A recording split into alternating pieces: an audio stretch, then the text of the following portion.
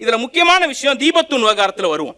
தீபத்தூண் விஷயத்துல இவங்க சொல்றாங்க இல்லையா, அந்த ஒரு கல்லு தர்காக்கு பக்கத்துல இருக்கக்கூடிய தூண், அந்த தூண் தான் தீபத்தூண் சொல்றதுக்கு ஹிஸ்டாரிக்கலா ஏதாவது எவிடன்ஸ் இருக்கா?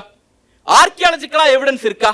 சங்க பாடல்கள், முருகர் பற்றி பாடப்பட்ட பாடல்கள், அதுல ஏதாவது இலக்கியத்துல இருக்கா? கல்வெட்டுல இருக்கா? செப்பேடுகள்ல இருக்கா? ஆர்கியாலஜி சொல்லுதா? எதுவுமே இல்லை. ஆனால் 1980கள்ல எம்ஜிஆர் அரசு 1981ல தமிழ்நாடு தொல்லியல் துறை சார்பா வெளியிட்ட ஒரு புத்தகம், திருப்பரங்குன்றம்ங்கிற புத்தகம், அதுல சே போசு அப்படிங்கிற கல்வெட்டு ஆய்வாளர் எழுதின புத்தகம். அந்த ஒரு புத்தகம் தான் இந்த விவகாரம் தொடர்பா இருக்கக்கூடிய ஆர்கியாலஜிக்கல் எவிடன்ஸ் சோஃபர். இது வரைக்கும் இதை சப்மிட் பண்ணதும் வாதியினுடைய தரப்பு, ராம ரவிக்குமார் தரப்பு தான் நீதிமன்றத்தில் சொல்லுது. இன்னைக்கு கூட ஒரு பத்திரிக்கை, கக்கூஸ் நிரம்பி வழிகிறதுன்னு எழுதின ஒரு பத்திரிக்கை இதைதான் அந்த இது தர்காக்கு பக்கத்துல இருக்கிற தூணுன்னு ஆதாரமா கொடுக்குறாங்க.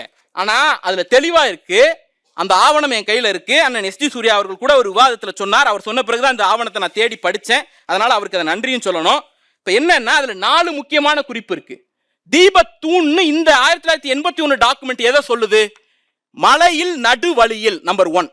நம்பர் 2, சன்னிதானத்துக்கு மேல, அதாவது உச்சியில, சன்னிதானத்துக்கு நேர் உச்சியில, இது 2. நம்பர் 3, அதில் நாயக்கர் கால கல்வெட்டு இருக்கு. நம்பர் 4, அதில் ஒரு அனுமார் சிற்பம் முகம் திரும்பிய நிலையில இருக்கு. இப்ப இந்த 4 விஷயத்தை எடுங்க.